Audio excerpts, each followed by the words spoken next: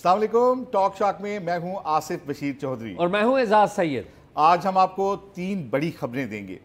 सबसे पहले बात होगी पाकिस्तान के उस बड़े प्रॉपर्टी टाइकून की जो पाकिस्तान में 900 अरब रुपए का नादहिंदा होने के बाद बैरून मुल्क मुकीम है।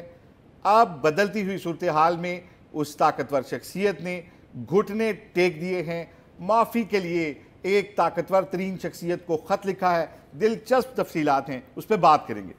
दूसरी बड़ी खबर इसी ताकतवर शख्सियत के गिर्द घूमती है जो पाकिस्तान में तो मौजूद नहीं, लेकिन आज भी उसका सिक्का चलता है। सरकारी इदारे आज भी उसके हक में झूठी रिपोर्टें देते हैं। जी हाँ, CDA ने ऐसी ही एक मज़हका खेज और दिलचस्प रिपोर्ट दी है, उसका अहवाल भी आपके साथ शेयर करेंगे। और तीसरी गर्म खबर, पाकिस्तान के सियासी मंजरनामे पर बड़े असरात मुरतब करने वाला एक बड़ा गठजोड़ आज इस्लामाबाद में हो रहा है। उसकी क्या तफसीलात हैं वो भी आपके साथ शेयर करेंगे। सबसे पहले बात करते हैं प्रॉपर्टी टाइकून जो बैरून मुल्क है, पाकिस्तान में इश्तहारी है। उसने पाकिस्तान की किस ताकतवर शख्सियत को खत लिखा है? एजाज बताइएगा। आसिफ, क्या लिखा, क्यों लिखा, कब लिखा? आसिफ, आप जिस शख्सियत की बात कर रहे हैं ज़ाहिर मलिक रियाज हुसैन है। उनके पाकिस्तान में बड़े असासे हैं। बैरिया टाउन उनकी एक बहुत बड़ी जिसे कहते हैं कि प्रोडक्शन है। और बैरिया टाउन एक हाउसिंग मंसूबा है जिसके ऊपर माजी में कंट्रोवर्सीज आती रही हैं। लेकिन ये कंट्रोवर्सी आपको याद हो कि लास्ट टाइम हमने डिस्कस की थी कि एक DHA के साथ बैरिया टाउन का एक तनाज़ा था और उसके साथ साथ उसके पैरेलल ही जनाब इमरान खान के ऊपर एक मुकदमा बन रहा था जिसमें गवाही के लिए मलिक रियाज भी दरकार थे और मलिक रियाज उससे सहमत नहीं थे या उस पर वो राज़ी नहीं थे। और ये जो दोनों तनाज़ात हैं ये जुड़ के नतीजा उसका ये निकला कि मलिक रियाज बैरून मुल्क चले गए, मिडल ईस्ट में UAE में चले गए। वहाँ पर उन्होंने अपना कारोबार शुरू कर लिया और फिर उन्होंने वहाँ से बैठ के एक ट्वीट भी की जो अभी भी टाइमलाइन अगर उनकी देखें उसके ऊपर मौजूद है कि मेरे ख़िलाफ़ जो मर्ज़ी आप कर लें, मैं गवाही इमरान खान के ख़िलाफ़ नहीं दूंगा या इस तरह की बात। लेकिन एक बड़ी डेवलपमेंट हुई है 3 जून को। ये 3 जून को जनाब मलिक रियाज ने मेरी इतलात के मुताबिक एक ख़त लिखा है फील्ड मार्शल आर्मी चीफ जनाब आसिम मुनीर साहब को। और उसमें मुबैना तौर पर उन्होंने जो अपने पुराने मामलात हैं उनके ऊपर माजरत की है और उन्होंने इस ख्वाहिश का इज़हार किया कि वो मुल्क की खिदमत करना चाहते हैं। फिर इस ख़त के बीच में यानी क्या हुआ है, इस ख़त के बाद क्या हुआ है मुझे नहीं पता कि फ़ौज की तरफ से, आर्मी की तरफ से कोई स्टेटमेंट या कोई राब्ता हुआ या नहीं हुआ, लेकिन समथिंग हैज़ हैपन्ड। उसका सबूत आता है 12-13 जून को एक और ख़त वो मलिक रियाज हुसैन साहब ने दोबारा लिखा है और उस ख़त में उन्होंने कमो बेश 3000 कनाल ज़मीन जो है वो शोहदा के नाम करने का फ़ैसला किया है या बताया कि जी मैं 3000 कनाल जो है ज़मीन शोहदा के नाम कर रहा हूँ। मेरे पास जो इतलात हैं उनमें ये है कि हुकूमत के अंदर बैठी हुई बाज़ शख्सियात वो समझती हैं कि जी जेन्युइनली अभी पाकिस्तान को माशी तौर पे मुस्तकम होने की ज़रूरत है, हमें बड़े बिजनेसमैन की ज़रूरत है, तो मलिक रियाज हुसैन साहब से मामलात हम तय कर लेते हैं और उनको वापस ले आते हैं। उनमें जो मोहसिन नकवी हैं वज़ीर दाखिला हैं, उनका नाम भी लिया जाता है कि वो भी चाहते हैं कि ये मलिक रियाज हुसैन से मामलात ठीक हो जाएँ। DGMI general Wajid, major general Wajid, उनका भी ख्याल मेरी इतलात के मुताबिक इसी तरह का है। लेकिन कुछ ऐसे भी हैं जो इस ख्याल से इत्तफ़ाक़ नहीं करते। मैंने सुना है कि DGISI हो गए या 1-2 और शख्सियात हो गई, DGI भी हो गए, उनका ख्याल ये नहीं है। ज़ाहिर है इन हाउस जब बात होती है तो दोनों तरफ की बातें होती हैं, लेकिन प्रैक्टिकली कुछ चीज़ें ऐसी, सिग्नल्स ऐसे मिले हैं कि ये बात आगे बढ़ी है। अच्छा, मैं जब आज आ रहा था तो आपको पता नहीं था कि मैं ख़बर क्या लेके आ रहा हूँ, ज़ाहिर है, और मुझे ये नहीं पता था कि आप क्या ख़बर लेके आ रहे हैं। तो जब आपने कुछ बात बताई जो अभी आप बताएंगे भी, तो मुझे लगा कि डॉट्स जो है ना वो कनेक्ट होते हैं। तो मैंने ये जो बात, जितनी भी मैंने बात की है इसके ऊपर मलिक रियाज हुसैन उनका मौक़िफ़ जानने के लिए मैंने उन्हें व्हाट्सएप भी किया, फिर मैंने उनके ट्विटर के ऊपर गया तो मैंने उन्हें वहाँ पर मैसेज भी किया। वहाँ पे बड़ी एक इंटरेस्टिंग चीज़ मुझे मिली। उन्होंने जब पाकिस्तान भारत जो स्टैंड ऑफ हुआ है उसके ऊपर आर्मी चीफ की तस्वीर लगाकर उन्हें बड़ी मुबारकबाद दी हुई है। ज़ाहिर हम चीज़ें नहीं देख पाते, हर किसी की नहीं देख रहे होते, तो मेरे लिए ये बड़ी बात थी। फिर मैंने स्क्रॉल करके नीचे देखा कि क्या उन्होंने वो जो ट्वीट है वो अभी वहाँ पर मौजूद है कि नहीं, कि भी मैं गवाही नहीं दूंगा, तो वो ट्वीट अभी बाय द वे मौजूद है।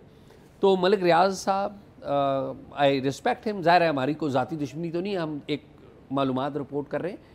उनका अगर कोई मौक़िफ़ हो हम बिल्कुल देने के लिए तैयार हैं। हमारी ख्वाहिश होगी कि अगर वो को बताना चाहते हैं तो ज़रूर हमें बताएं, या ये जो मालूमात मैंने दी है गवर्नमेंट साइड से अगर कोई मौक़िफ़ देना चाहता है तो हम देंगे। आल दो कि गवर्नमेंट के खिलाफ तो अच्छा, ये एजाज़ आपकी बातों में से मैं एक बात को करेक्ट कर दूं। आपने कहा कि मलिक रियाज के यहाँ बड़े असासे हैं, तो आपकी इत्तला के लिए अर्ज़ है कि उनके पाकिस्तान में कोई असासे मौजूद नहीं। कंपनी तो मौजूद है ना। सुन लेना, अब मैं आपको बता रहा हूँ ना, कंपनी का नाम मौजूद है, लोगों के नाम पे प्लॉट्स हैं, उनके घर हैं, जाएँ जाके उनसे ले लें। मलिक रियाज यही कह रहे हैं। मलिक रियाज जिनके बारे में आप बड़ी सॉफ्टली कह रहे हैं कि उनकी यहाँ कंपनी है या एसेट हैं, वो एक बाय डिज़ाइन डिफ़ॉल्ट करके यहाँ से मफरूर हैं। ऐसे पाकिस्तान की स्टेट के साथ झूठ बोला है उन्होंने। 460 अरब रुपए सुप्रीम कोर्ट में जो जमा कराने थे उसके ऊपर एक बड़ी कंट्रोवर्सी है। डाउन पेमेंट के अलावा उन्होंने कोई किस्त जमा नहीं कराई, कोई शक ही नहीं है। उसके शुहदा के लिए वो जो ज़मीन उन्होंने देनी थी उसका फ्रॉड पाकिस्तान के ताकतवर तरीन इदारे पाकिस्तान फौज के साथ वो करके गए, जिसमें 450 अरब रुपए के नादहिंदा हैं। उसके बाद वो एक बाय डिज़ाइन डिफ़ॉल्ट करते हैं और यहाँ पे उनकी कोई प्रॉपर्टीज़ वो नहीं छोड़ के जाते। एक उस कंपनी का नाम है जिसके वो खुद कुछ भी नहीं है, वो भी आगे उन्होंने बेटे को दे दी, ठीक है। और उसमें वो इश्तिहारी हैं, बाय डिज़ाइन इश्तिहारी हैं। पैसे पहले वो पाकिस्तान से बाहर ले गए थे जो कुछ कमाया, और वो वहाँ पे टांग रख के बैठ के पहले तो उन्होंने इसको सियासी रंग देने की कोशिश की। 189 मिलियन जो सरकारी तौर पे जब्त हुआ, पहले जुर्माने की मद में दाखिल करने की कोशिश की, बाद में एक सियासी रंग देने की कोशिश की कि मैं बड़ा कोई नज़रियाती आदमी हूँ और मलिक रियाज जो है वो गवाही नहीं देगा इमरान खान के हक़ में ख़िलाफ़, और वो उसको रंग दिया। अब जब उन्होंने देखा कि पाकिस्तान में अमूर सल्तनत स्मूथ होने शुरू हो गए हैं और फील्ड मार्शल जो हैं वो आर्मी चीफ से फील्ड मार्शल बन गए हैं और वो किसी सूरत कंप्रोमाइज़ नहीं कर रहे, तो अब उन्होंने चिट्ठियाँ लिखनी शुरू की हैं। और अब वो जो चिट्ठियाँ लिख रहे हैं उसमें वो जो सपने दिखा रहे हैं मुल्क की खिदमत के, इस तरह की बहुत सारी वो खिदमत पहले भी करके अपना पैसा पाकिस्तान से बाहर ले जा चुके हैं। इस जिस्म से वो खून निचोड़ के बाहर ले जा चुके हैं।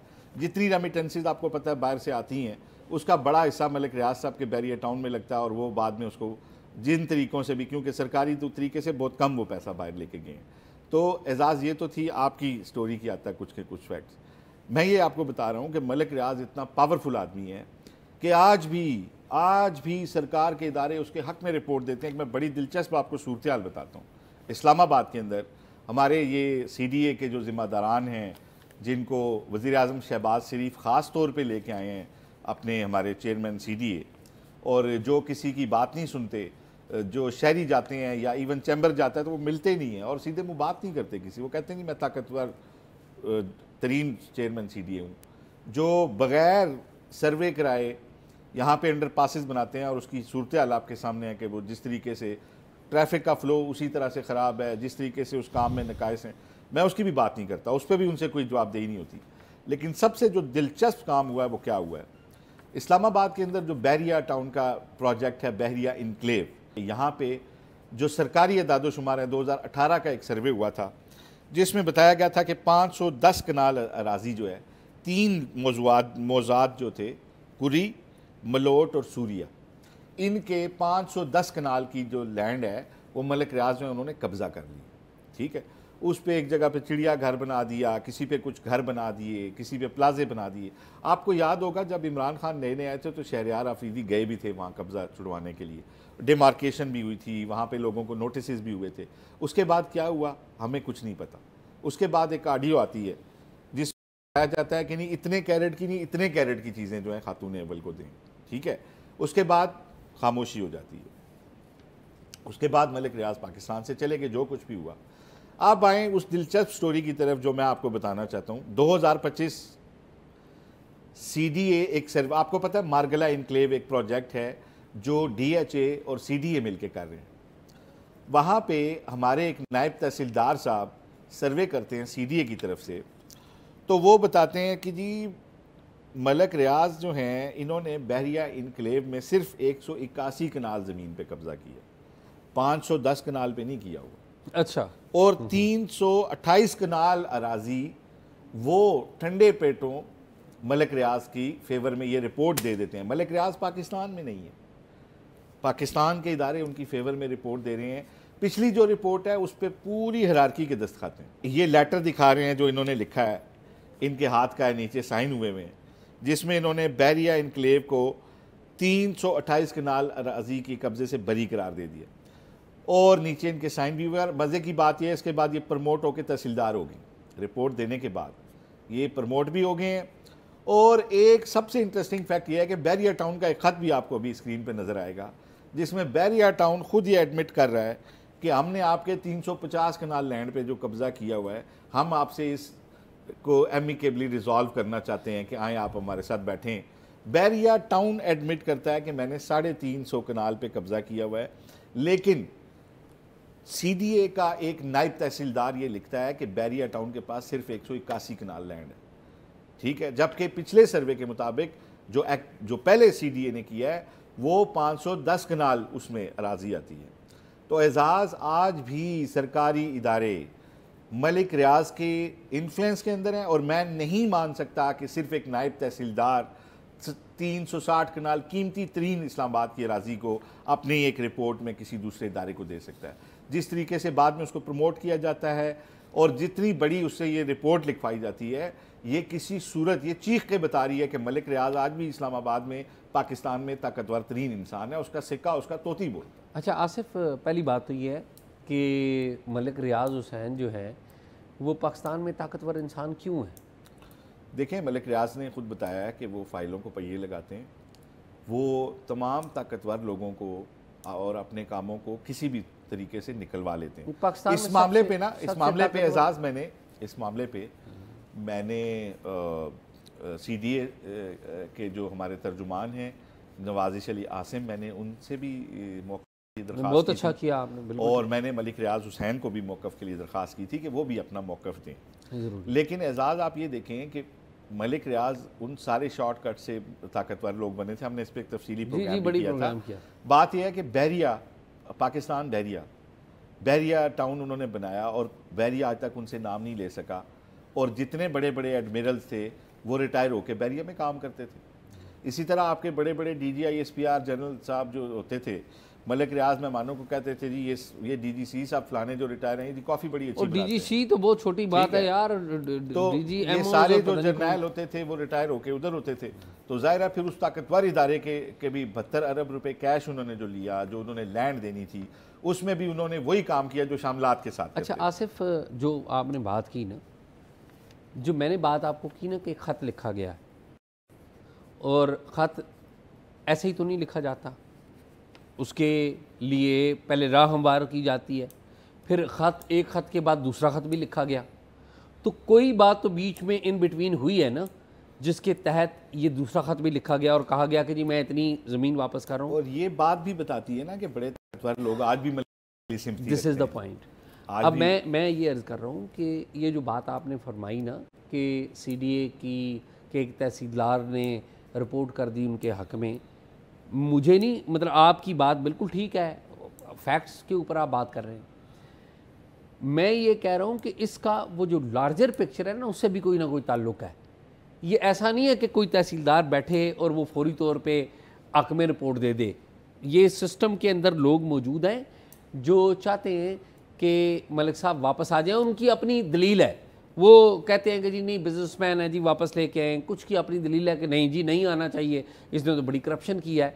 तो दोनों तरह के लोग सिस्टम में मौजूद हैं और कुछ ऐसे लोग भी हैं जो डायरेक्टली मलिक रियाज से जुड़े हुए हैं। मिसाल के तौर पे कई बंदों के नाम ले सकते हैं। आपको पता है कि जब शुरू में हमने डिस्कस भी एक दफ़ा शायद किया था कि जब मलिक रियाज उधर गए थे, बैरून मुल्क गए थे, तो इनसे बातचीत के लिए आसिफ हमने बताया था कि चेयरमैन नायब मोहसिन भट्ट जो है ये गए थे, ठीक है।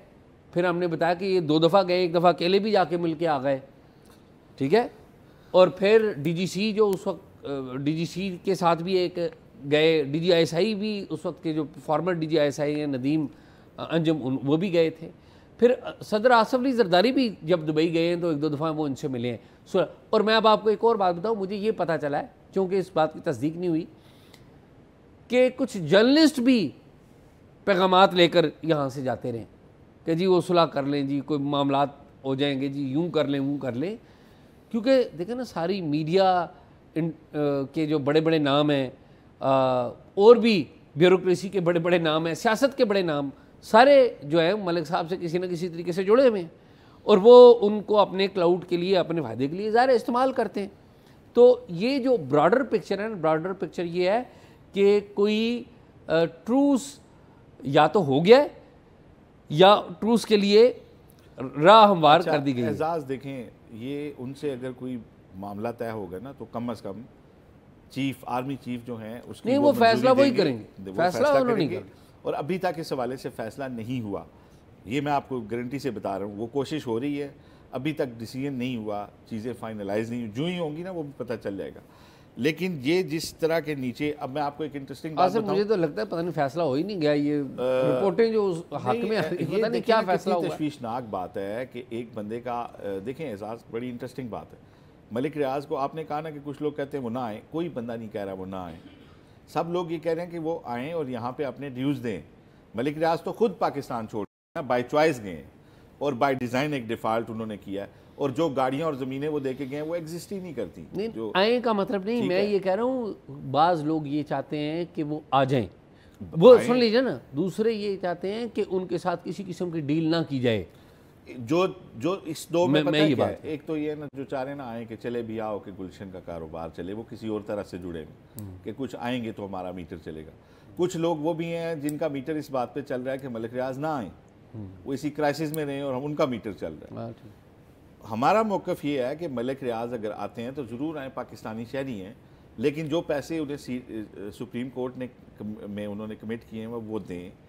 फिर इसी तरह जो उनके बाकी कोई ड्यूज़ हैं, जो DHA वैली का जो प्रोजेक्ट था शोहदा की ज़मीनों का, उसके पैसे वो दें, जो उनके बनते हैं अपने मामला सेटल करें। और पाकिस्तान में तो देखें ना, बहुत सारे लोग मुतासरीन बहुत सारे प्लाटों के फिरते रहे अदालतें, उनको एंटरटेन ही नहीं करती थी, वो इतने ताकतवर थे।